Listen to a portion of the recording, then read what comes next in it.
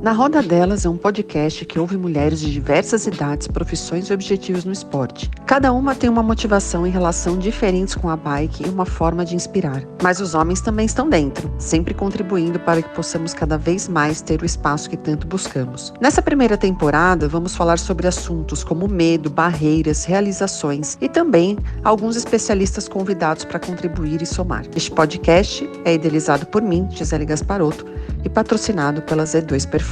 Todos os episódios do Na Roda Delas estará disponível nas plataformas da Z2 Performance. Não perca.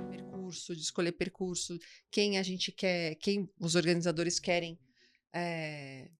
de público, qual é o público, né, que eles querem atingir, quem que os organizadores querem que esteja nas provas. Segurança médica, coisas que a gente às vezes nem para pensar. Né? Tudo que envolve essa coisa da organização, porque às vezes as pessoas também falam, mas a prova é muito cara, né? E aí tem questão do valor. Por quê? É para ser cara mesmo, né? Não é? O que envolve para as pessoas entenderem um pouco dessa dinâmica, que eu acho importante. E aí a gente entra nesses assuntos de pelotão, ciclismo amador e ciclismo profissional, que eu acho importante. O que é o ciclismo profissional? Como que os organizadores de provas amadoras veem a elite participando dessas provas, que eu acho, né, e como que a gente acomoda tudo isso.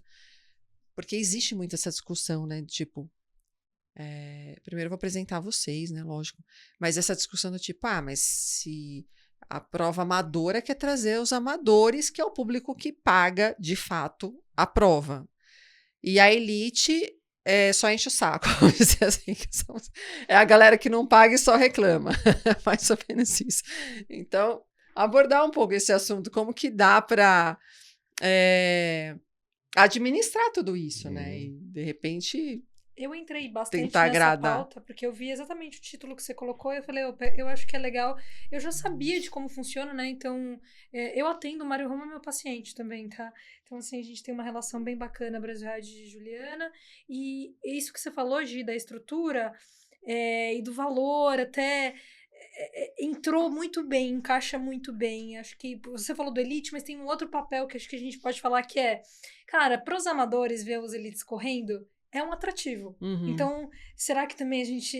por isso que eu falo, se a gente olhar o modelo do Brasil Ride, ele tem o pelotão elite, o pelotão open, e é um atrativo pro open ver o elite correndo. Estou largando com a elite, né? Então, acho que até a gente pode trazer esse papo mesmo, né? Muito bom, Ju. Sabe por quê? Você me fez lembrar a minha primeira prova.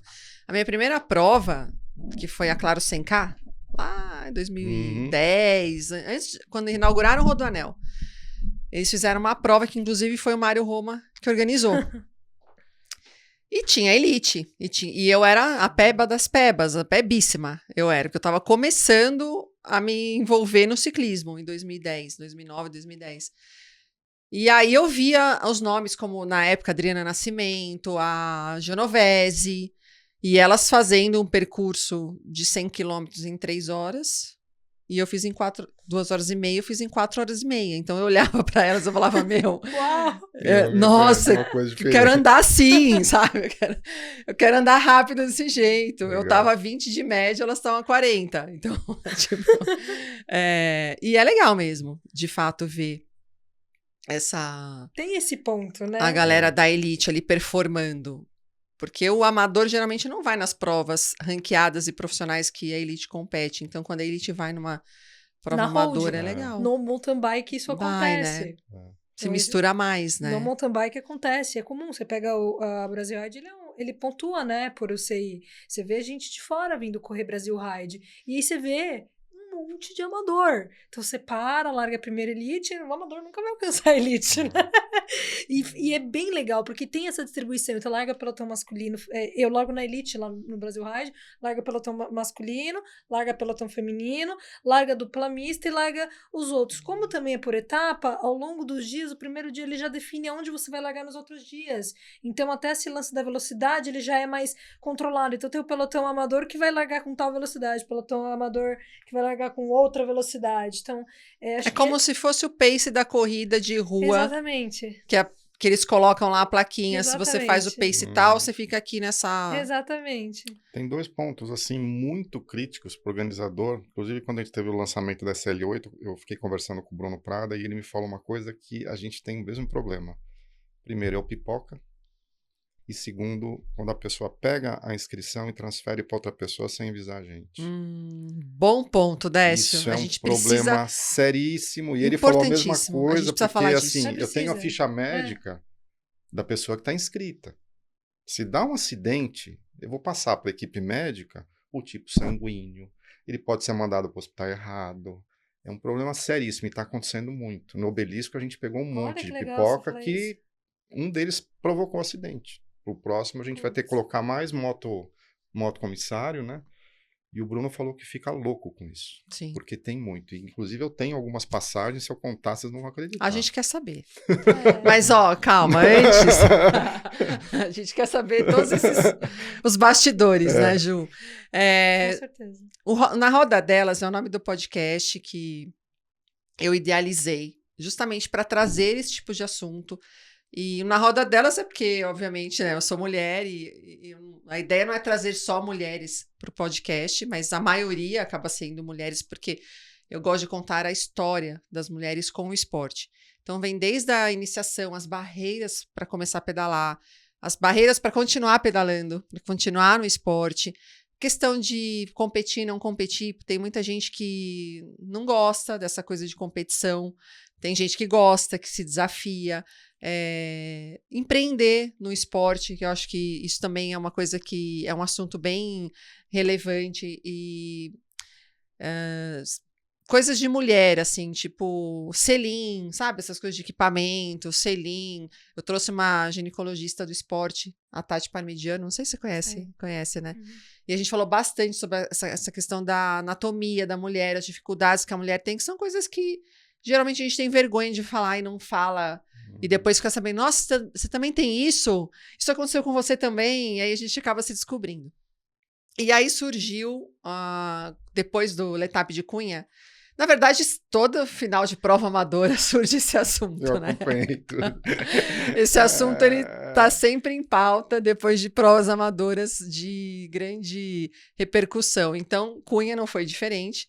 E aí a Ju levantou esse tema da questão do gregário, justamente porque ela foi sozinha, e aí ela passou por uma situação em que tinha alguns gregários ali ajudando outras mulheres, e a gente levantou 100 essa mulheres questão. Levantaram pra... Sempre alguém fala, acho que eu gosto de corrigir, porque assim, vieram 100 mulheres desabafando pra mim. E eu falei, ok, vamos centralizar todas essas vozes. Então foi basicamente... Sempre que eu falar, veio... Não. Vieram 100 mulheres desabafando porque estavam desestimuladas de pedalar, porque estavam cansadas, porque estavam se sentindo de desigualdade. E aí, quando eu fui levantar isso, eu quis chamar a Gi, porque a Gi... a Gi agora você já é velha aí nesse esporte, você já tá há muito tempo, você já viveu, você sabe como que é o outro lado. E o que eu percebi... eu não queria julgar e falar, isso, porque também tinha muita raiva ali das meninas, eu entendo, mas também tem um outro lado, porque se a menina que tá ali na frente, ela leva um gregário, às vezes ela fala, as outras 10 vão levar.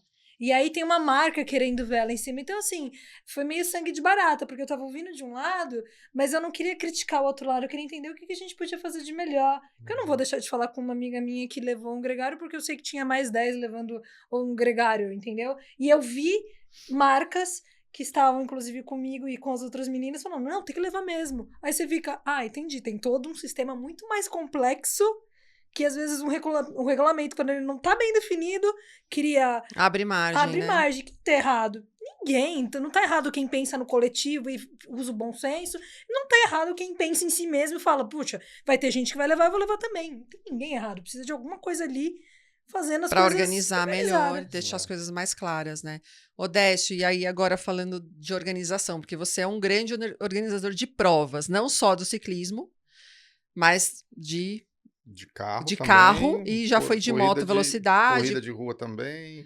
Ah, você também fez corrida de rua? Que é complexo, hein? Quando você fala carro e moto, você pensa... Fizemos em Interlagos uma vez, o projeto lá tá na gaveta, mas já fizemos. E você como organizador do Bike Series, que é uma prova, pelo menos aqui, né, no estado de São Paulo, bem conhecida, mas eu acredito que você pode falar um pouquinho que vem a gente também de outros estados participar das provas. Eu sempre indico as provas do Bike Series, principalmente para quem nunca fez.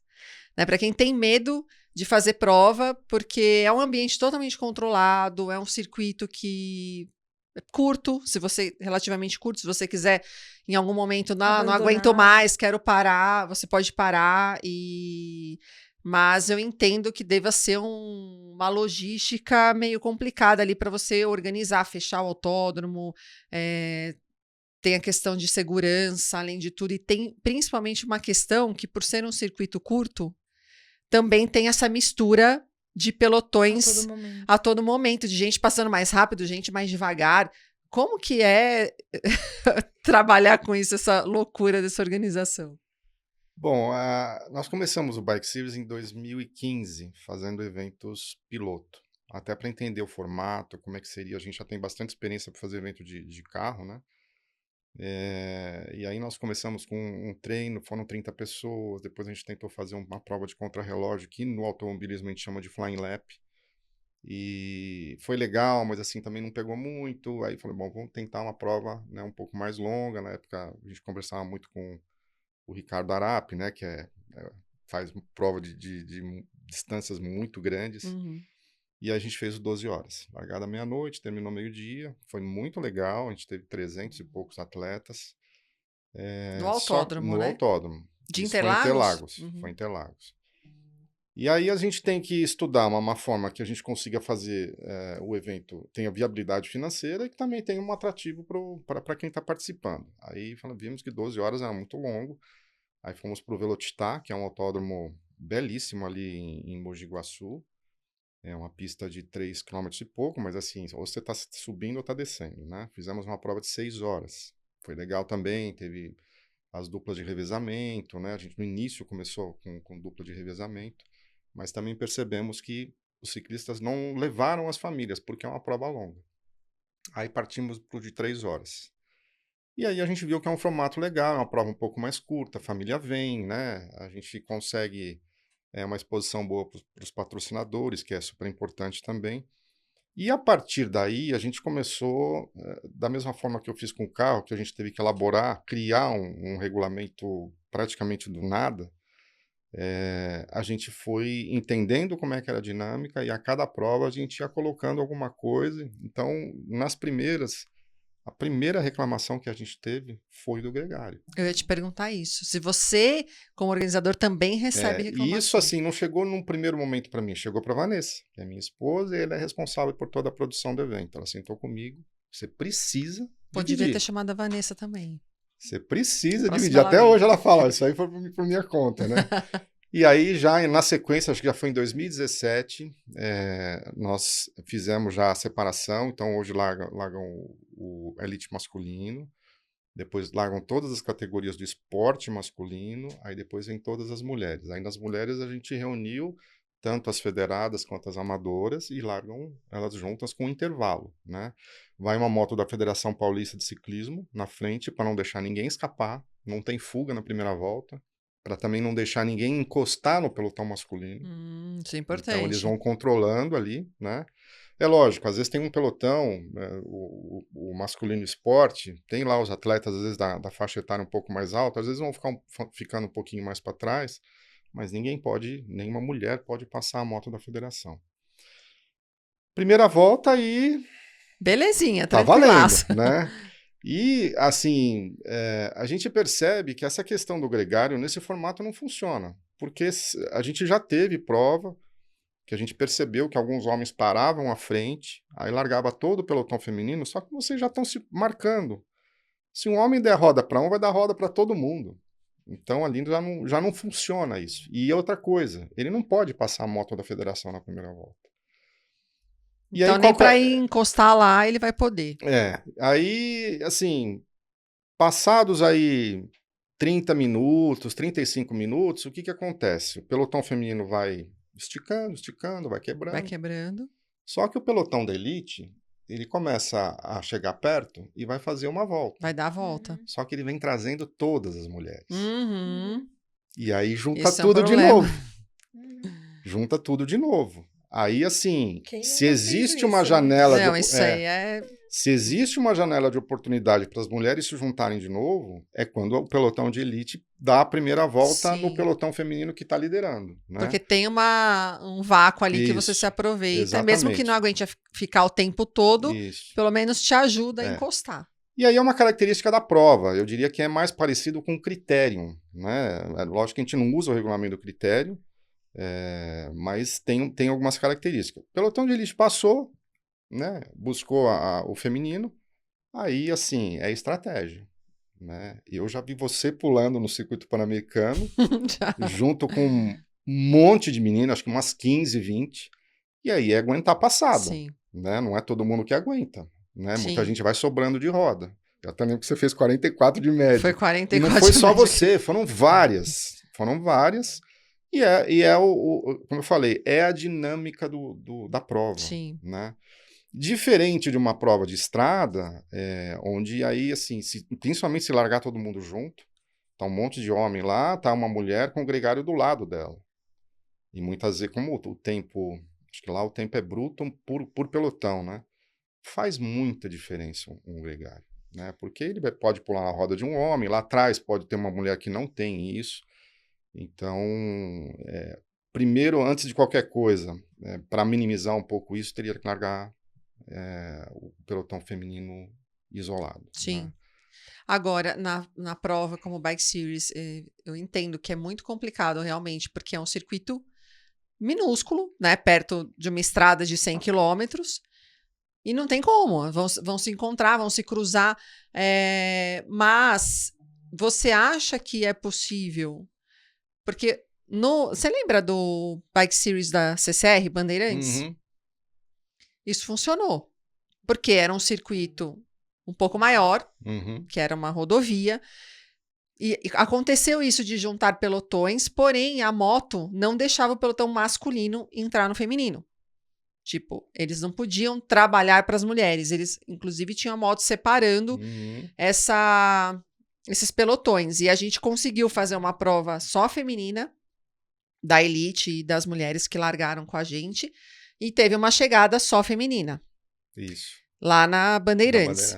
Aí tudo bem, aí a gente fala, bom, mas é um circuito largo, né? Dava para ter moto. Eu não sei se de repente, tô só colocando aqui no autódromo daria para fazer isso por conta da largura do autódromo, enfim, se é possível ter moto lá, olha, nossa, não pode ir nesse pelotão aqui da elite, tem que ficar aqui. Não sei se isso é possível. Mas depois assim, da segunda, terceira volta, perde tanta gente, mistura tanto que não tem como. Mas você falou da CCR, por exemplo. Depois eu pedi para a equipe de filmagem me passar o vídeo bruto, porque eu queria ver algumas coisas da largada. E eu peguei pelo menos uns 5 homens esperando a uns 200 metros de distância a largada feminina. Poderia ser um marido, poderia ser um amigo, mas poderia ser um gregário. Só que aquilo que não funcionou. Por quê? Largam todas juntas. Você está marcando, né? Se alguém pula na roda, vai junto também. Uma outra coisa também que eu não vejo, eu participo das provas para me divertir, né? Me divirto na prova dos outros. Uma coisa que eu não vejo com muita frequência é o numeral de dorso com a categoria. Então, o nosso tem elite feminina, pro masculino 19, 22 anos, também. Dupla. Então, assim, como largam todos juntos na mesma categoria, as duplas, por exemplo, eles ficam se marcando o tempo todo, né?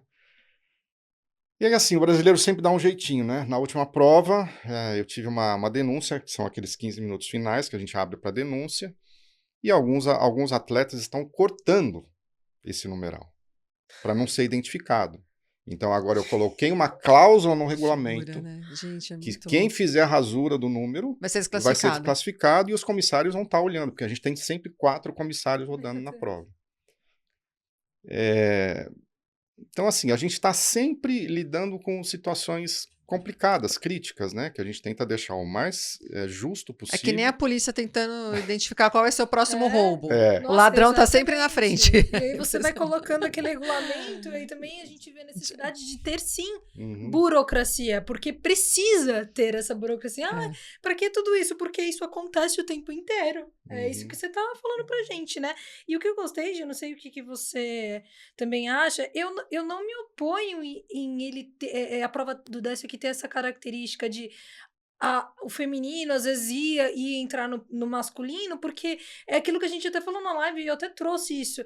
A mulher ainda tá tendo uma tomada de decisão, né? Então ela tá fazendo uma estratégia. Beleza, eu vou ali me arriscar, mas eu vou ter que aguentar aquele passo. E se eu não aguentar aquele passo, alguma coisa ali pode acontecer na minha prova. Então, pelo menos numa situação que ele garantiu ter um controle ali no início, que separou o feminino, o masculino, e de repente, talvez uma fiscalização para ver se algum cara depois daquele pelotão não fica, olhar um pouco mais para esse cara, e não na prova inteira, mas olhar um pouco esse comportamento inicial depois dessa primeira volta, talvez já fosse uma grande solução, porque o resto da dinâmica da prova, eu ainda não vejo, não é a mulher levando o gregário do começo ao fim, ela tá tomando a decisão dela de, vou me arriscar ali? Vou saltar, não vou saltar, né? Vou colocar a cara no vento? Não vou ajudar? Não vou, ela ainda tá nessa construção com ela mesma, né?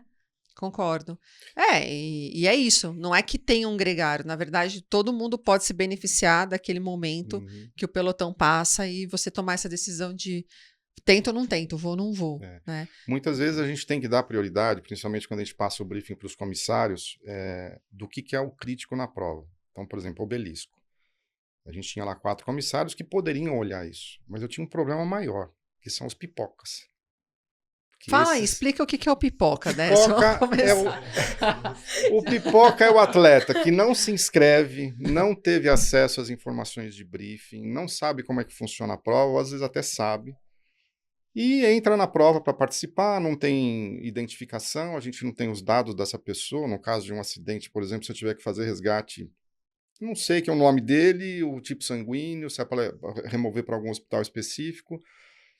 E o pipoca, assim, alguns, não vou dizer que todos, atrapalham a dinâmica do evento, eles se enfiam no meio do pelotão e a probabilidade de dar um acidente ali é grande, né? Então, no último, por exemplo, durante a prova, os comissários vieram falando comigo, Roger, falei, gente, trava a saída ali perto do estacionamento do obelisco, ali na frente do autódromo também, gente entrando sem capacete, e aquilo é uma peneira, não tem como a gente fazer um controle no percurso inteiro. Sim. São 8 quilômetros de percurso. Tem vários pontos que ele pode entrar na ali. Na medida do possível, a gente faz, né? Não é uma quantidade enorme de pipocas, mas os poucos que entram podem provocar um acidente. Vocês têm uma estatística, assim, uma ideia hoje, assim, de percentual? De 800 atletas inscritos no obelisco, mais ou menos, a gente conseguiu identificar mais ou menos uns 25 pipocas. É bastante, né? Pô. E você não tem responsabilidade sobre eles. Talvez eles não parem para pensar que se acontecer algo com eles, exato, vocês não precisam tomar partido do que aconteceu com eles, né? E assim, completamente sem noção. Eu vim tentando entrar na pista, cruzar a linha de chegada, pai com filho pequeno. Pularam o gradil, né? Então, se puder deixar um recado, Pipocas, assim, eu entendo que muitas vezes não tem condição de pagar uma inscrição, mas vocês estão aumentando o risco dos outros participantes, né? E colocando a própria vida em risco, né? Com certeza. Um outro ponto crítico isso eu estava conversando, né, recentemente ali, rapidamente com o Bruno Prada, do Letap, e ele me falou que também tinha muita preocupação, é o atleta que vai retirar o kit, por algum motivo não vai correr, ou, né, dá permissão para um terceiro retirar, e essa terceira pessoa, essa outra pessoa, né, corre a prova. Com o kit de outro. E a mesma coisa, né, a gente não tem os dados da ficha de saúde, né, não tem o tipo sanguíneo, não tem para onde, né, no caso de acidente, levar para o hospital. Então, isso é seríssimo também. A gente teve um caso no nosso evento de uma atleta na categoria 50, 55, 59 anos, se eu não me engano, ela retirou o kit e deu para uma outra atleta de 20 e poucos anos. E essa atleta ganhou? Essa atleta ganhou, colocou um boné, né? Ganhou na categoria de 50 e pouco, colocou um boné, a gente difícil de identificar, né? E ela subiu ao pódio. Nossa. Não, gente. Aí eu tive que pedir o troféu de volta, ela foi banida do evento, ela não pode, mas eu não vou falar o nome para não expor, gente, né? ela subiu no pódio. Subiu no pódio, foi banida, ela e a pessoa que fez a transferência, né? Mas assim, nós conseguimos identificar porque é um evento um pouco menor, né? Em Interlagos a gente recebe 1.200, 1.400 atletas. Numa prova de 3.000, por exemplo, fica muito difícil. Mas vocês conseguiram identificar na hora ou depois? Porque foi assim, na hora ela estava subindo, tinha acabado de receber, uma pessoa veio e falou, olha, ela está com a idade, porque assim, são tantas categorias, o que eu falei, é complicado a gente ver, ainda mais estava de boné, meio que escondendo o rosto, fica muito complicado. Não, né? Mas no mínimo a pessoa poderia ter chegado e falado, eu ganhei, mas eu corri com a inscrição, Exato. Tira a minha classificação. Exato. É o mínimo, já fez a coisa errada de ir lá e largar com a inscrição de outro, mas pelo menos na hora de subir no pódio, não sobe, né? E a dificuldade acontece com os outros organizadores também. Eu participei do Letap ano passado, né? Eu sei que o Bruno tem a mesma dificuldade. E eu corri com a Vanessa, minha esposa, e ali no pórtico do Rei e Rainha da Montanha, acho que já é antes da descida para Campos, né? Eu parei ali para esperar ela. Parei, fiquei um tempinho ali, daqui a pouco encosta uma moça do meu lado, né? Suada. E sem identificação. Aí comecei a conversar com ela, tudo. Ela estava sem inscrição, fazendo de gregária para uma outra mulher. Aí eu falei, pô, gente, sabe, tudo bem, é uma mulher fazendo gregária para outra, mas não está inscrita na prova. Sim, não. Né? Então, assim... Jogo sujo, é simples. Então, assim. muitas vezes, o organizador tem uma preocupação, e eu espero que vocês entendam isso, maior do que fiscalizar alguém pegando roda. Sim. Acredito Esse seria o menor dos problemas que o organizador tem para organizar uma prova. Né? Com certeza, imagino. Então, assim, é lógico que a gente olha, né? A nossa prova é uma prova de experiência, a gente foca no amador, tem todo o espaço para os federados, né? Tanto é que os meninos e meninas de 15 a 22 anos não pagam inscrição. Isso é muito legal falar do Bike Series. O Bike Series Base, a gente está fomentando a cada evento ao mês. Hoje até entrei... Dos 15 aos? Dos 15 aos 22. Aos 22? Não pagam inscrição. Hoje eu entrei da categoria 15 a 18, a gente já está com 18 meninos inscritos. Legal. Aí agora eu estou pedindo ajuda para os donos de assessorias, para os técnicos, trazendo as meninas também. Então, nessa prova dia 5 de maio, na Ford, a gente vai ter as primeiras meninas, eu já vi 5 inscritas. Ai, que legal. Né? E a gente tenta fomentar isso bastante, porque bom saber. Eu já fui atleta, eu já tive dificuldade naquele momento que você está terminando os estudos, eu vou partir para o esporte ou vou fazer uma faculdade para ganhar vida de outra forma, né? Então, pelo menos a gente vai tentar dar oportunidade para que eles avancem um pouquinho mais até onde der, né? Muito legal. Odécio, e essa questão que rola também nos bastidores tem a elite, e aí a gente fala um pouco do ciclismo profissional versus ciclismo amador. Aqui no Brasil, eu gosto muito de falar isso, porque a gente se compara muito com a Europa, mas a gente está bem longe do ciclismo europeu.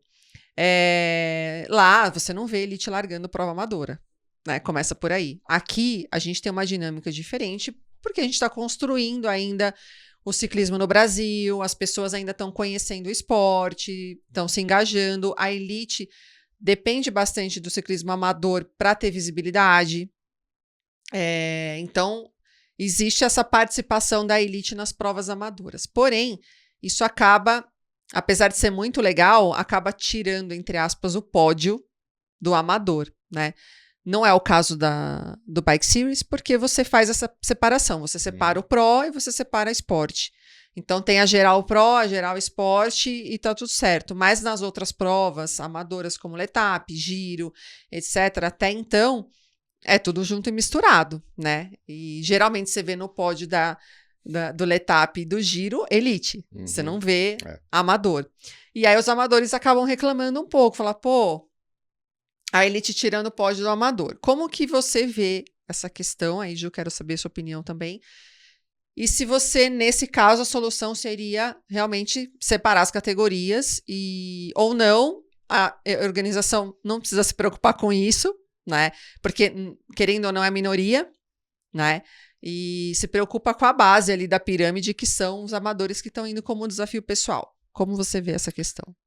Olha, nós nos preocupamos com isso porque quando eu falei que o gregário foi a primeira reclamação, a segunda foi essa questão de elite correcomador, que não era justo. E eu concordo. Então, no nosso formato de prova, isso foi relativamente fácil de fazer. Você parou, né, os federados correm, né, e classificam dentro da categoria e na geral dos federados, e aí os amadores correm e tem classificação na categoria e no geral só dos amadores, né? Eu acho importante porque, assim, ok, é um amador que tem um volume maior de participantes e que, de uma certa forma, acaba pagando o evento. Que paga a conta, né? Mas é muito importante a gente ter o profissional lá, porque leva o nível do ciclismo,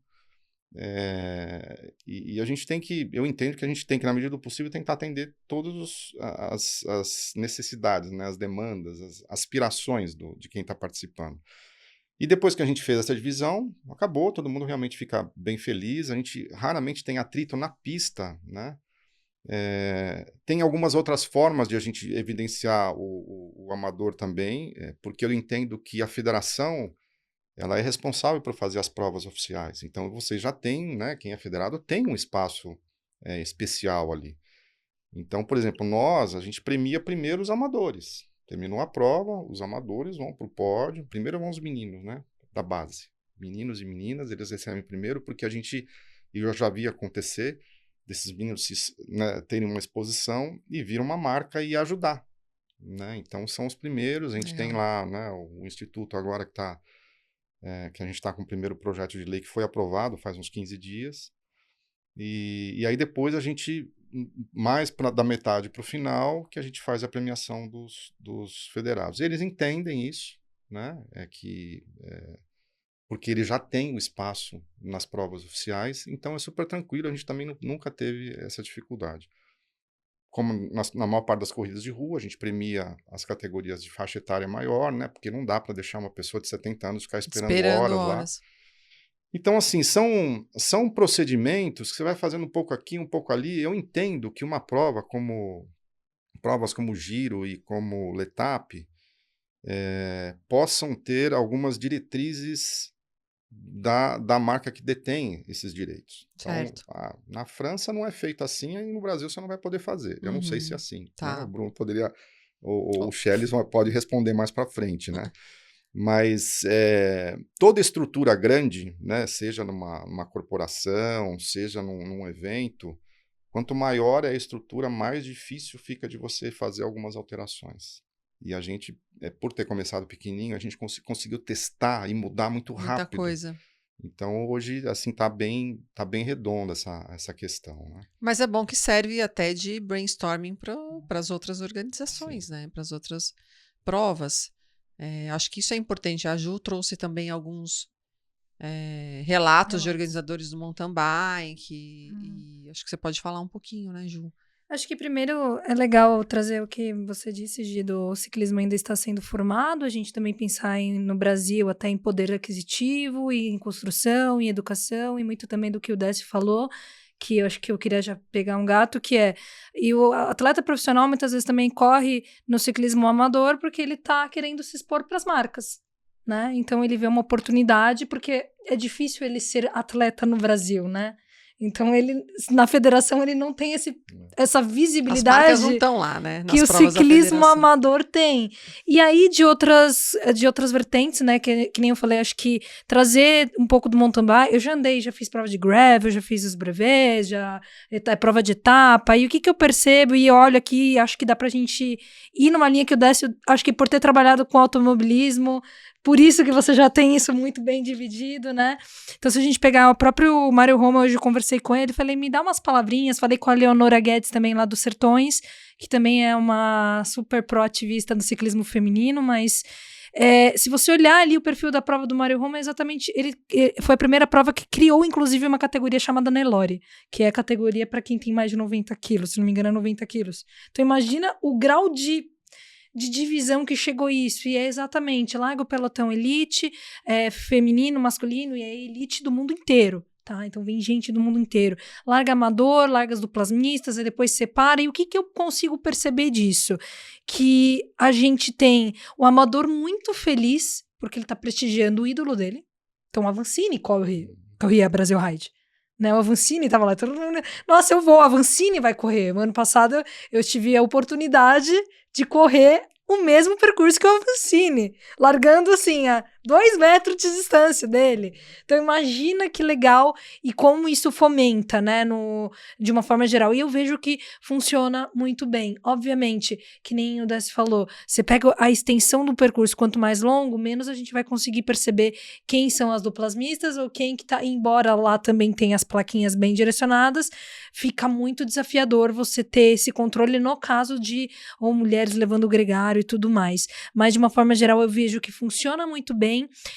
É uma coisa que até com a Eleonora dos Sertões, que o Sertões já vem do rally, então ele já tem, a gente já pode até entrar nessa pauta de estrutura, que acho que é a pauta que eu sempre fico muito curiosa, que a gente na live viu, aí você vê uns comentários, o organizador não liga, eu falo, caramba, gente, eu acho que a gente tem que entender mais o que o organizador faz, porque até quando você fala assim, Brasil Ride ele tem, o Bahia tem 7 dias, se você dividir o valor total, pelos 7 dias, dá um valor muito baixo. Eles têm o melhor refeitório e alimentação no mundo, estrutura médica extremamente equipada, você dorme em acampamento 3 dias, todo com banheiro limpo, com um monte de gente limpando o tempo inteiro, tem o percurso, Rafael Campos, que faz lá os percursos, corre comigo na corrida de aventura, que é da minha equipe, que eu apresentei pra Gigi também, tem esse trabalho de fazer tudo ali, a região, aí você tem que falar com a cidade, liberar, fazer toda essa organização que vocês falam, trabalhar na comunicação, porque vai vir um monte de atleta querendo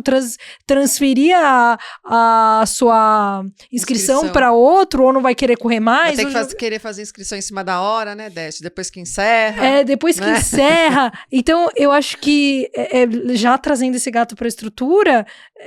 quando a gente olha o ciclismo brasileiro no que está construindo, e eu olho até o Décio falando, a gente ainda tá num ponto que a gente tá definindo o regulamento, porque a cada prova a gente descobre outra coisa do jeitinho brasileiro. Acho que a gente pode ter esse movimento de transformar mesmo, entender e formar essa cultura do ciclismo. Então, eu não vejo negativo quando larga misto, desde que tenha um regulamento muito bem claro e separe. De repente, o Décio deu várias soluções aqui. Quem não ouviu o começo do podcast vai ouvir o começo de novo. Mas a gente tem várias soluções que a prova se posicionando, definindo, ou fiscalizando, ou dividindo em algum ponto. Acho que tem várias soluções para a gente crescer o ciclismo, né, brasileiro. E aí, de repente, talvez daqui a uns anos a gente consiga fazer somente largadas femininas, somente largadas masculinas, e a gente tem um chorus muito bom, a gente tem um atleta no lugar de atleta, que não precisa mais correr tanto essas provas amadoras, e a organização percebendo isso, ou não, ou faz um Brasil Ride, larga mesmo todo mundo, faz uma grande festa, né? Acho que o Décio tá trazendo uma coisa aqui que eu tô bem encantada, que é esse olhar minucioso para todos, né? É uma coisa que acho que é bem importante salientar também, a gente não tem todas as provas de ciclismo com chancela da Federação Paulista, aliás, são pouquíssimas que tem a chancela. E lá em 2017... Bike Series tem, né? Bike Series tem. Tem, e a gente teve que adequar um monte de coisas que nos foram pedidas. Quando a gente fez o primeiro evento, eu lembro que foi o diretor de prova, depois ele fez um relatório, olha, eu não vou lembrar agora, mas eram de 10 a 20 páginas, eu não lembro, com todos os tópicos. Então, assim, gente, largada com pórtico inflável não pode. Tem que ser pórtico construído. Você tem que ter um determinado número de ambulâncias por atleta. Você tem que ter os comissários treinados para acompanhar na pista. Se tiver alguém filmando, tem que ter tido um treinamento na federação também, né? Não é simples, né? É bem complexo. Não é simples. Estrutura mínima, né? Existe uma forma de como a ambulância tem que entrar na pista. Existe uma forma como ela tem que sair da pista. Sim, porque tem outros atletas ali. Se você contrata uma empresa que não tem acesso a essa informação, que não está lá homologada na federação, ou que não recebeu essa instrução, no começo a gente sofreu, né? Eu tive ambulância cruzando a pista e não aconteceu nada. Hoje eu tenho um diretor de prova, que é da minha equipe, né? Que ele já está super acostumado. No automobilismo, a gente usa os comissários de pista, né? Os bandeirinhas, ele usa bandeirinha. No ciclismo é apito, né? Então tudo isso A gente teve que desenvolver um sistema, né, treinar as equipes de ambulância para estar em cima do atleta, no caso de acidente, em 40 segundos. Não pode passar disso. Entendo que na estrada isso é impossível. Porque às vezes a queda é longe, né? Quer dizer, até avisar o outro, até chegar ao ponto. Então, fazer evento na estrada é bem mais complicado. Né? No circuito a gente tem algumas facilidades, mas, por outro lado, no circuito a gente também tem uma estrutura muito pesada, né? Porque, acho que muitos não sabem, mas alugar o autódromo de Interlagos é um valor absurdo, né? Isso quando tem data. Já ouvi dizer. Todas as datas, assim, existe uma sequência de reserva de datas, né? Tudo antes é para motorsport. É carro, é competição internacional, competição nacional de carro, depois vem de moto, o Paulista, depois os track days, sobrou data. A gente vai ver para outros esportes, sendo que existem os eventos estratégicos determinados pela prefeitura, que são os shows. Boa parte dos shows passaram para Interlagos. Então, assim, não sobra data. Ano passado a gente fez a prova à noite, porque não tinha data durante o dia. Eu te perguntar sobre a prova noturna. E aí a gente teve um gasto absurdo para iluminar a pista. Foram 130 torres de iluminação, que não é do autódromo. A gente instalou, muita gente não sabe. E aí, assim, a pessoa vem e fala, pô, iluminação não tá como da Fórmula 1 lá no Bahrein, Yas Marina. Eu falei, realmente não tem no Brasil isso. Só tem uma equipe que faz, entendeu? E é aquilo que a gente tem. Então, se a gente pudesse fazer o evento durante o dia, seria muito melhor, porque a gente gasta muito mais à noite, né? Então, são dificuldades que cada organizador vai ter, eu imagino, para fechar Campos do Jordão. Deve ser uma loucura aquilo, né? E envolve mais de um município, né? Não envolve só Campos. Exato. Envolve São Bento e Santo Antônio do Pinhal. O giro, ainda que desce mais, o percurso é um pouco mais longe, vai até Paiol. Olha, às vezes eu converso com a Vanessa, a gente fica, né? Eu já não tenho mais cabelo, mas ela fica de cabelo em pé de pensar na dificuldade, na quantidade. Se a gente leva para Interlagos de 150 a 200 pessoas de staff, imagina essas provas grandes. Uma vez o Bruno comentou que eles tinham que alugar não sei quantos 1000 gradis, assim, uma coisa... No Rio, prova do Rio. No Rio, porque eles têm que fechar ali aquela parte da Marina da Glória. Até a subida da Eu fiquei chocada, e aí hoje eu sei, é caro? Sim, é caro. Mas justifica, porque é uma estrutura absurda que você precisa ter para organizar uma prova. Então, não é só, risca aqui, ó, a linha no chão e vamos E é largar. legal, porque até nessas de estrada, se for parar para pensar que quase nunca muda o percurso, e aí às vezes deve ser até porque é mais fácil aprovar na rota que já é conhecida, né? Sim. No ano anterior, né? No mountain bike é muito curioso isso, que às vezes você tem que ir por propriedades fechadas, tipo fazendas e tudo mais. Cara, tem ano que eu ouço assim, Rafa falando lá, poxa, o fazendeiro quer cobrar tanto X a mais agora para passar aqui. Muda porque fica inviável. Então, para ver que é uma negociação o tempo inteiro, né? Todo. Aqui em São Paulo é assim, se um determinado circuito já recebeu uma prova de corrida de rua, ele já tem todo o procedimento de fechamento de ruas, tudo desenvolvido pela CT.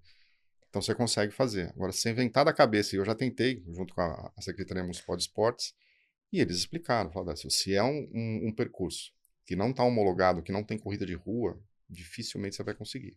Ó, que legal saber isso, porque a gente fala, mas por que não varia o percurso? Será que não tem a ver com toda essa estrutura que a gente, às vezes, não enxerga porque não tem essa educação, né? Porque acho que isso daqui que você está promovendo, o que o Décio está promovendo também é educar mesmo, a gente entender todos os lados, todos os lados. E é tudo coordenado, né? A equipe da CT faz o fechamento das vias, aí vem uma outra equipe para fazer a sinalização. Terminou a prova, tem que desmontar aquele circo todo, um monte de coisa em meia hora. Limpar a pista, quer dizer, é uma coisa bem organizadora, a gente, lógico. É que pra gente gosta. É muito simples, a gente vai lá, larga, corre, chega, vai pro pódio, vai pra casa descansar. Esse é o ponto. Pro organizador, tem o antes, né, que é muito antes a organização, o dia e o depois. Né? Ainda muitas vezes tem que lidar com a opinião pública, então muitas vezes nós, pelo menos, A gente procura devolver alguma coisa para a comunidade. Então, fizemos a prova da CCR. Pouca gente sabe, mas doamos 5 toneladas de alimentos para a prefeitura de Cajamar. Quando a gente faz evento em Interlagos, tem um instituto lá, Comida para Quem Precisa, que a gente faz doação de alimentos também. Então, assim, por quê? Porque a gente está causando transtorno no Eu ia perguntar sobre isso, porque no mountain bike também tem isso bem desenvolvido. Eu queria até saber, quando você falou aqui da questão de tem que limpar tudo, como que vocês têm uma legislação que fala sobre você não pode deixar nenhum resíduo gerado no evento? Tem alguma coisa assim que vocês são cobradas na questão de até limpeza? Principalmente no esporte, no autódromo, e também por uma questão de imagem, né? Sim. A gente tem aí relatos de alguns organizadores que fizeram provas em cidades do interior e deixaram a cidade um lixo. Então, aí o que acontece? E aí vai até uma mensagem para os organizadores, né? Vocês estão dificultando a organização de uma prova de um outro organizador. Eu cheguei em Itatiba uma vez, até o FASEX, eu estava conversando com ele, e houve um evento lá e deixaram um monte de sujeira no parque. O prefeito falou, não quero mais saber de evento de ciclismo aqui. Por quê? Porque tomou como referência um organizador que pecou em algumas coisas. No automobilismo aconteceu a mesma coisa com a gente, né? A gente faz provas em autódromos, em aeroporto, tem que fechar o espaço aéreo, fechar o aeroporto e fazer prova. Apareceram alguns que não tinham muito, né, critério de segurança. É assim, às vezes tem um autódromo que a cabeceira é um barranco. Passou carro reto, o carro caiu do barranco lá. No nosso nunca aconteceu. Mas aí quando você vai num patrocinador e o evento, ele depende do patrocinador, né? O organizador tem que entender que não dá para você pagar o evento só com inscrição. Você tem que ter um mix, né? Por isso que a gente tem bastante longevidade nos eventos. Quando a gente chega no patrocinador, mas o seu evento não foi aquele que o carro passou reto, lá no barranco, pegou fogo, quase morreu. Aí você tem que explicar que não que você tem que ter todo o material. Então, assim, dificulta o trabalho do outro, né? E eu acho importante que os organizadores tenham contato. Eu, por exemplo, antes de definir meu calendário, eu entro em contato com o FASEX, ele manda uma prévia do calendário para não bater data. Na época tinha o Storm Riders também, que era o Matheus. Eu conversava com o Matheus, vamos ver aqui para não bater data. Agora a gente está Todo mundo devia fazer isso. Um contato bacana, né? com o Giro. O Volta dos Farrapos, a gente conversa também. Você vai ter prova quando? Para não bater data. Porque se você não faz isso, por exemplo, agora dia 26 de maio, vai ter a prova, o 100 milhas. No mesmo dia vai ter o Grand Cup. Gente... Não, é ruim para os dois. É um horror. A gente teve que dividir a equipe, porque a gente tem a equipe, parte vai pro 100 milhas e parte vai pro Grand Cup, sendo que poderia todo mundo ir. E são provas de estrada, provas importantes, legais, tudo. Então, assim, sim. Eu acho que precisa de um pouquinho de... A própria organizadora do Grand Cup, a Sônia, a gente conversou no passado também, né? A gente tenta não deixar bater data. Às vezes... Não tem jeito. Esse de 105 de maio agora acabou batendo, porque eu mudei 2 vezes a data, né? É paulista, né? Por solicitação até da federação, né? Porque ia ter o Pan-Americano, mas chegou um momento que o autódromo, o campo de provas, por exemplo, a gente tem que fazer um contrato, não dá para ficar mexendo muito na data, né? Legal. Mas a gente tem que olhar por tudo isso. É bem complexo. Odécio, e quais são os próximos eventos, além desse do campo de provas da Ford? Da Ford... Esse ano tem o que mais? A gente tem campo de provas da Goodyear, que fica na cidade americana, Interlagos, e o autódromo de circuito pan-americano, que fica em Dias Fausto. Quando você correu, você conhece. Que eu adoro. E para o ano que vem a gente tem novidade, né? Como eu falei, a gente fundou um instituto com o objetivo de fomentar a formação dos jovens. A gente subiu o primeiro projeto faz um mês, mais ou menos. O projeto já foi aprovado pelo Ministério dos Esportes. Agora a gente vai aguardar a publicação do Diário Oficial e vai fazer a captação. Então, para o ano que vem, a gente vai ter 1 ou 2 eventos sem valor de inscrição. Com a mesma estrutura do Bike Series. Incrível. Né? E sair do autódromo, você tem... Eu sei que você já faz Sim, a gente a do Obelisco. Mas, sei lá, você tem uma ideia de fazer provas, etapas também fora de autódromo? A gente está conversando com algumas concessionárias, já enviamos alguns projetos, mas é um pouco mais complicado. Porque a gente usa um formato de fechar completamente a via, né? Quer dizer, vai e volta. Se você tem um formato de passagem só, eu vou passar por aqui, depois eu vou voltar para a cidade e a largada e a chegada fica na cidade. Para a elite funciona bem, para as categorias de federados funciona bem. Para o amador, não. A gente teria que fazer um percurso. E para fechar o percurso, a gente tem que fechar a estrada. Foi como a CCR, né? A gente fechou o trecho de São Paulo até Jundiaí, das 5 horas da manhã até meio-dia. Não, foi maravilhoso. Sim. Só que aí, assim, quando a gente estava liberando, né, liberou acho que 15 para as 11, tinha 18 quilômetros de congestionamento na marginal. Por causa da prova. Por causa da prova. Então, galera, tem que balancear tudo isso. Ciclista estão atrapalhando o trânsito. Então, e aí a gente tem que lidar com a opinião pública e a própria gestão da CCR também. Eu lembro desse dia. Exato. Então, tem todos esses aspectos, né? Existem formatos, daria para fazer um pouco mais longe, tudo, mas o ciclismo de estrada aqui no Brasil é difícil de fazer. Ainda, né? Porque tudo que você tá falando deve ser...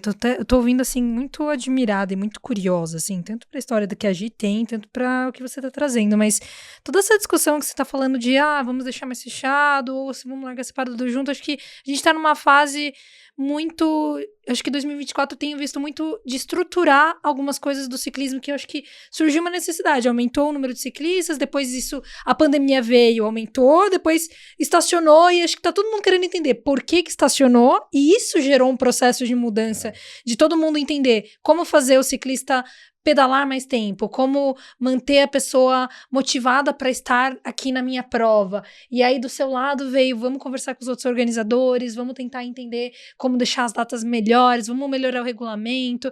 Eu trago aqui, eu levantei 100 vozes de mulheres que estavam desanimadas porque estava acontecendo uma coisa, então mais uma coisa para trabalhar. A Gi vem aqui trazendo a questão de sempre empoderar a mulher no ciclismo, de trazer e de iniciar. Então acho que eu vejo tudo isso que a gente está falando de estar difícil, mas a gente tá usando essa dificuldade para transformar, né? Para tentar estruturar uma cultura aqui e ver o que vai acontecer. E aí você fala, 2025 tem novidades. Talvez 2025, esse ano já esteja sendo de muita base. Se esses regulamentos começam vindo aí, tendo até o teu exemplo aqui, outros organizadores ouvindo, começam a modificar, a gente começa a fazer essa comunicação acontecer para as pessoas que deixaram de correr, a gente começa a conscientizar mais as pessoas, educar mais elas, trazer mais essa nova geração. Acho que a gente sai do difícil e começa a transformar, né? Um outro ponto crítico também, que assim, muita gente não entende, eu por muito tempo ainda recebo críticas, falar, o Bike Series não tem o antidoping. Vocês não são sérios porque não tem antidoping. Aí eu vou explicar uma coisa, gente. O ano passado, nós entramos em contato com a ABCD para fazer um levantamento de quanto custa fazer um exame antidoping. Para 10 atletas, para você montar a estrutura de coleta, trazer os agentes, mais os exames, tudo, custa R$30 mil. Para 10 atletas. Sim. Tem muito evento, principalmente de mountain bike, que não arrecada isso com inscrição. Então inviabiliza, só eventos muito grandes. Talvez agora... A gente talvez tente, com a lei de incentivo do esporte, incluir isso. Mas é muito difícil. Assim, financeiramente, é inviável. As pessoas fazem aquela conta, desculpa a palavra, né, a conta burra. Mas você tem 1.400 atletas pagando 400 de inscrição. Gente, não é assim. A gente tem desconto para assessoria, acima de 60 anos paga metade. A gente tem os atletas, né, os mais jovens que não pagam inscrição. A gente tem bonificação para assessoria, que leva uma quantidade grande de atletas, isso todo mundo sabe. Então, o ticket médio, ele não é esse, é metade disso, né? E aí, quando você brinca que é conta de padaria, né? Você vai na padaria, eu quero um pãozinho, um pão de queijo, né? O leite, não sei o que, quando você vê, a conta está enorme. Evento é a mesma coisa, né? Hoje a gente contrata, por exemplo, para dar uma hidratação diferenciada, a gente compra numa prova de 600 atletas, 3.000 squeezes.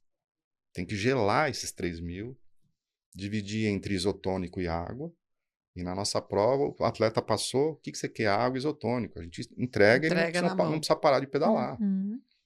Né? Isso é um aí ponto depois muito tem que recolher tudo isso aí, depois mandar para reciclar, entendeu? Então, é troféu. A gente tem quase 40 categorias, vezes 5 troféu.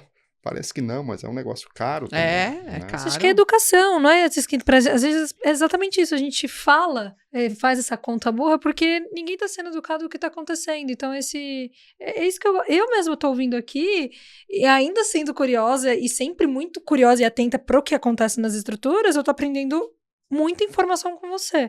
E aí, talvez outra pessoa, ela comece a entender, cara, não é bem assim, né? De repente, o organizador, ele se importa, sim, porque se não se importasse, por que ia estar tendo esse trabalho todo, né? E não são só flores, gente. A gente fala, dá prejuízo? Tem evento que já deu prejuízo. E não são poucos, não. Eu acredito. É que a gente insiste, a gente muitas vezes tem o evento de carro acontecendo no sábado e no domingo de ciclismo. O domingo deu prejuízo, mas o de carro segurou um pouco e vice-versa. Então, assim, uma coisa que a gente não faz, não fechou no azul. A gente vai fazer o evento do mesmo jeito. Paciência. No próximo e o ano passado já aconteceu isso. Né? Então, quem está pensando em se aventurar, a gente pensa muito na longevidade no evento. Não quero fazer evento 5, 10 anos. Tem evento de carro que a gente faz desde 2007. E continua fazendo. E a gente já viu um monte de organizador começar a fazer, a gente muitas vezes até explica, olha, não vai por aqui, e para de fazer na metade, porque não tem um mix certo financeiro, né? Não, eu acredito muito nessa mudança de comportamento do ciclista. Acho que fazia muito sentido antes ter pelotões mistos, porque a gente não tinha tantas mulheres iniciando no ciclismo e treinando e performando. Hoje a gente vê um número muito maior, acho que você pode até dizer estatisticamente em relação às provas, né? O crescimento da mulher nas provas, isso tem aumentado bastante, então é uma forma, porque as pessoas, né, falam, mas quem está incomodado é quem não ganhou a prova. Eu ouço muito isso, porque se tivesse ganhado a prova, não estaria incomodado com o gregário na prova, mas eu acho que isso é um pensamento muito superficial mesmo do todo. Porque não é essa a questão. A questão é assim, qual é o espaço que a gente quer, né, ocupar no ciclismo? O que a gente quer com o ciclismo? É a mesma coisa do organizador. Eu quero contribuir para que o ciclismo se desenvolva, de alguma forma ou de outra. As mulheres se desenvolvam no ciclismo. E se para isso eu precisar defender a largada separada, para atrair mais mulheres, eu vou defender. Entendeu? Então, eu acho que não é uma questão assim de ganhar prova ou não ganhar prova. É uma questão muito mais profunda de massificação do ciclismo feminino, que é a minha luta, na verdade, né? Por isso que a Lulu existe, é por isso que eu existo, né? Então, eu acho que a conversa vai muito mais além do pódio. Você não consegue, então não vai na roda. Eu acho que é mais assim, as mulheres, elas se sentem, isso é um dado, elas se sentem mais seguras se elas estiverem largando com outras mulheres. Existe um aspecto psicológico, eu sou formado em educação física, né? Fiquei na área durante 10 anos, depois, né, acabei seguindo outros rumos, mas no esporte existe um sentimento que chama-se sentimento de pertencimento. Perfeito.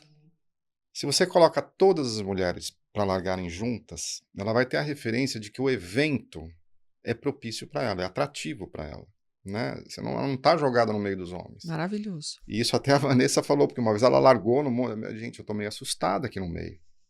E aí, realmente, né? Porque cada um tem um ritmo, e passa aqui, passa ali, passa o outro. Ela falou, eu quero largar no meu ritmo, né? Na minha categoria, ainda que eu não acompanhe, né? Mas você quer largar com as mulheres. Eu postei essa semana um estudo da Universidade de Missouri que ele avaliou homens e mulheres, adolescentes, meninos e meninas, numa bicicleta ergométrica em videogame, e que mostrava que os meninos usavam muito menos o freio do que as mulheres, assim, geral. Isso até por quê? Porque o homem é biologicamente incentivado a ir, a agir mais ativamente. Né? Agora, a mulher, ela quer ter mais controle para ela ter uma tomada de decisão. Então, foi muito legal, porque até você falou da questão da psicologia, de educação física. Já tem hoje muito estudo mostrando, né, que exatamente, né, a mulher, ela é diferente do homem, ela se sente mais segura em circunstâncias onde ela tem esse senso de pertencimento e de segurança mesmo, e total controle. Ela quer entender se ela vai de ponto A a ponto B sem nenhum risco. O homem não, ele vai de A a B sem colocar a mão no freio. A mulher, ela vai aos pouquinhos ali, vai entendendo. Tateando, né? É bem legal isso, né? Então, eu acho que esse é o principal, não é eu concordo ou não concordo, eu acho que sim, eu acho que não. É mais assim, como a gente não quer atrair mais mulheres, né, nas provas. Então, se a gente quer atrair mais a maioria das mulheres, existem as mulheres que se jogam? Existem, né? Eu sou uma delas, por exemplo. Mas é a minoria, né? E eu vejo isso nas mulheres que estão iniciando no ciclismo. A maioria quer essa segurança. Né? Quer esse conforto, vem aqui, esse acolhimento. Né? Eu acho que acolhimento também é a palavra. Então, por que não olhar para isso? Eu tenho uma experiência de uma prova que eu fiz lá na Colômbia, do Rigoberto Urán. Ele, aqui a gente tem 3.000 no Letap, 1.500 no Bike Series, lá eles têm 10.000. Tipo, é assim, é um negócio que você fala, meu Deus, não acaba mais. Baia e baia e baia, e eles fazem isso. Tinha o percurso longo, o percurso curto, e eles largavam todos os homens do longo, depois todas as mulheres do longo. Eles separavam também. E, claro, não tem esse controle, né, de, em algum momento pode misturar. São 10.000, né? Para abastecimento, aqui a gente consegue, né, entregar água. Lá, eles paravam a pista para pegar água. A gente que não queria parar, era obrigada a parar, porque não tinha como. A pista era tomada de ciclistas e tinha que parar. Então, é outra dinâmica, mas é uma experiência assim que você fala, aqui também é dessa forma, porque lá tem mulher pra caramba. Desses 10, sei lá, 7.000, não sei quantos ciclistas eram, mas eram muitos. Pelo menos 3.000 eram mulheres, entendeu? Tinha muita mulher, né, lá. Então, justifica essa separação também. E os profissionais, eles vão para essa prova como convidados. Tava o Van Aert, tava o Sevilla, tinha vários profissionais ali, que realmente foi uma atração, porque tava todo mundo esperando para vê-los. Aí, antes da largada, eles subiram, tipo, num palanque, assim, todo mundo gritando, uma loucura. E eles largaram por último. Então, largou todo mundo, depois eles largaram. E eles foram passando, obviamente. Né? Muito legal. Chegaram lá na ponta. Foram passando todo mundo. Então, eu tenho até um vídeo que eu tô subindo uma montanha duríssima e o Van Aert passando do meu lado, passeando assim, tipo, indo embora. Então, isso é muito legal. Essa experiência também é legal, sabe? De você, de repente, trazer... Claro que aqui, né, é diferente. Mas é uma coisa que a gente pode olhar e falar, lá dá fora já dá para chegar ali. Exatamente. É muito importante a gente tentar dar uma condição de igualdade para as mulheres, largando juntas também, e essa questão da segurança. Porque, assim, vocês estão muito fortes. Eu não treino competitivamente, treino para fazer manutenção de saúde, pensando, né, nas idades mais avançadas na mobilidade. E às vezes eu moro em Vinhedo, eu desço para Jundiaí para treinar com alguns grupos, eu vou de bicicleta elétrica assistida, de estrada. E olha, tem algumas mulheres que é impressionante o ritmo que elas colocam e o empenho, né? A gente vai acompanhando nos grupos, 4 horas da manhã tá em pé treinando quase todo dia, numa vontade.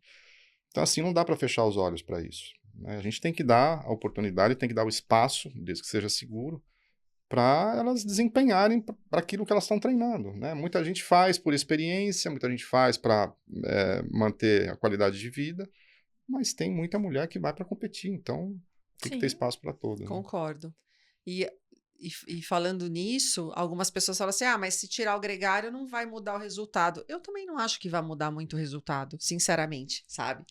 Eu não acho que a pessoa que leva o gregário vai deixar de ganhar porque levou um gregário, mas eu acho que torna a competição mais justa, torna a competição mais acirrada, muitas vezes, porque você vai precisar de estratégia, né? Você vai precisar decidir aonde você vai apertar um pouquinho, aonde você tem que segurar. Não é simplesmente você vai ter que se lidar com a sua água, com a sua própria comida, com a sua própria alimentação e hidratação, coisa que hoje um gregário numa prova faz tudo. Você não precisa se preocupar com água.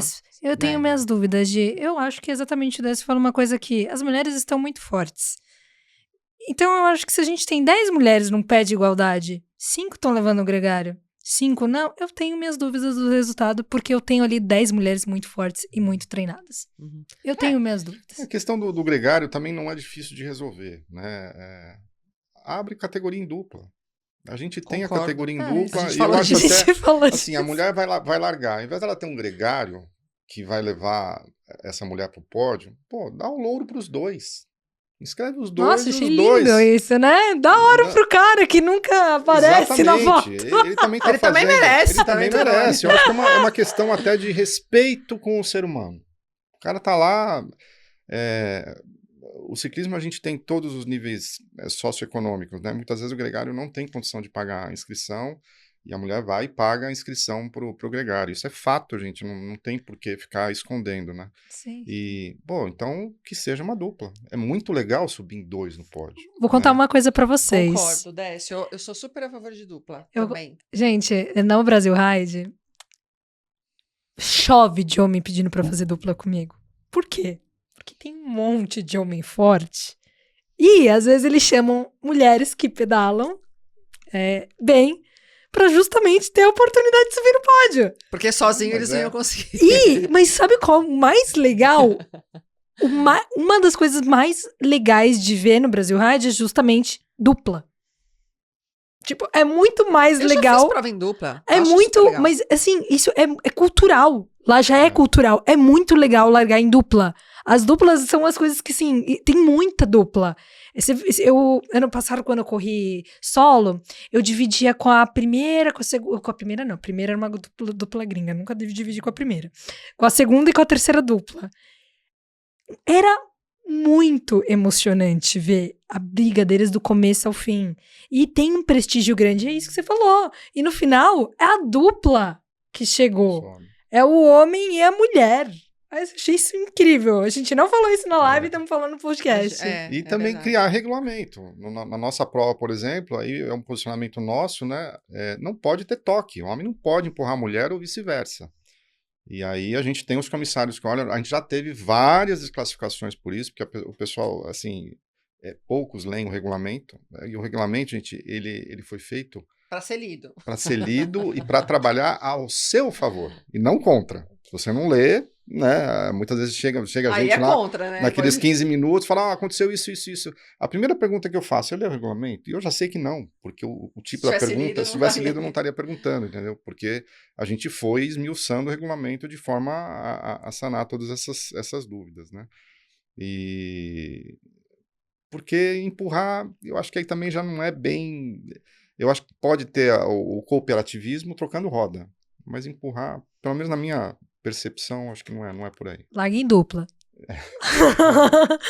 A gente pode, na dupla pode tudo, geralmente, né? Tá na mountain bike, na dupla pode tudo. E gente, é muito bonito ver. Porque, por exemplo, se a gente vê na dinâmica do mountain bike, geralmente o cara tem que ser muito forte pra largar com uma mulher e dar tudo muito certo. Por quê? Se são duplas competitivas, às vezes no topinho do final de uma subida, a empurrada que o cara dá na sua dupla, eles fica com um passo constante depois na reta e abre da segunda dupla, que está fazendo a mesma coisa. Então, assim, nessa questão da dupla, tá todo mundo ali usando esse apoio como uma forma permitida porque você é dupla. Então, vocês trabalhem do jeito que for melhor pra vocês e todas as outras duplas fazem a mesma coisa. Né? A regra sendo igual para todos, eu acho que é o que importa. No nosso não pode. Não pode. A dupla não pode se ajudar dessa forma, né? Mas se tiver na regra que pode, pode. É uma coisa que... Eu já corri um Gran Fondo em dupla, lá em Conservatória.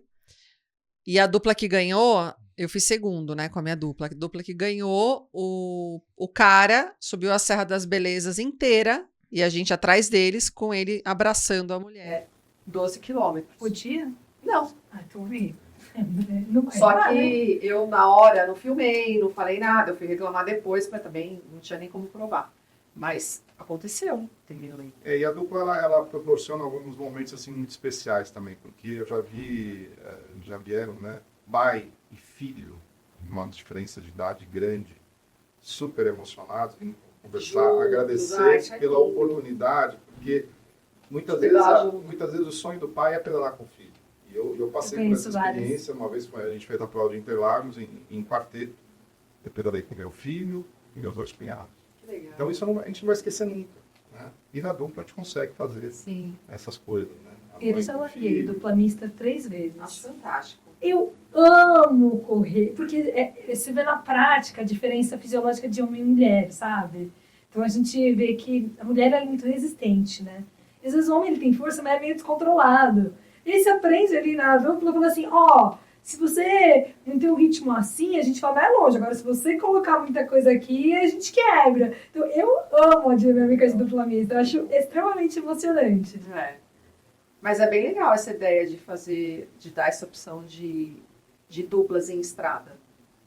Porque pode resolver muita coisa. A gente já tentou fazer, e aí também, a gente tentou fazer dupla em revezamento, Interlagos, por exemplo. Então, ficava meia hora na pista, trocava, e aí a gente teve problema de novo, e teve alguns integrantes que ficavam 1 hora na pista, aí entrava outro, ficava 10 minutos, e assim, a cronometragem é muito difícil a gente fazer esse controle. Vocês têm um número muito fiscal, colocou tudo lá, teria que ter um sistema automatizado para fazer isso, a gente tentou desenvolver, chegou um momento que não dá, vamos 2 correr juntos, que eu acho mais legal.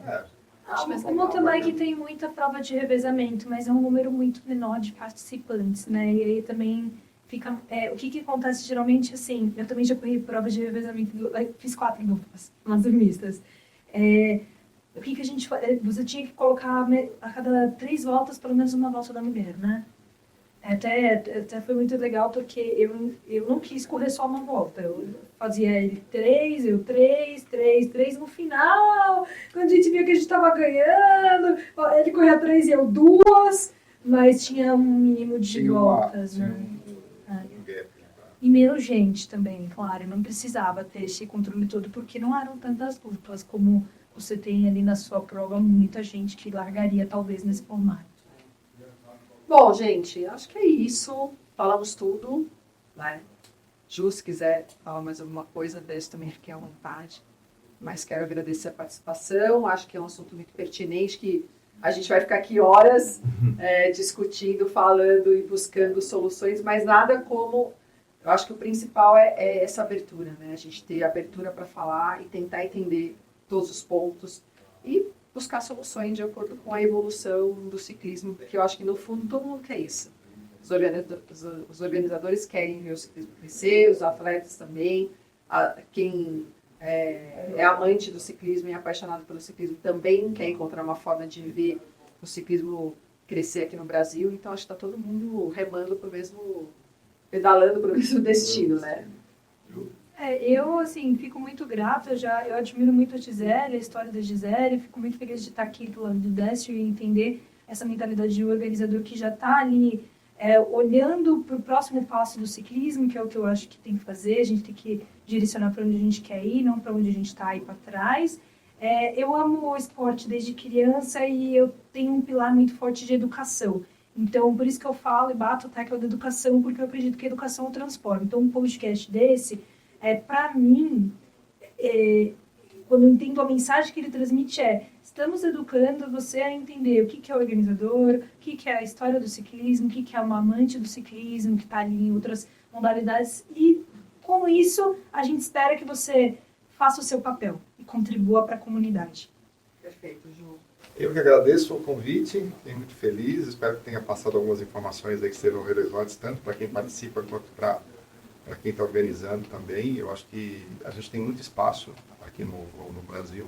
Realmente falta um pouco de diálogo, esse tipo de situação, né, para a gente expor os dois lados, né, a expectativa de quem está participando e a realidade de quem está organizando. Mas eu acho que a gente só tem a ganhar fazendo a coisa direito.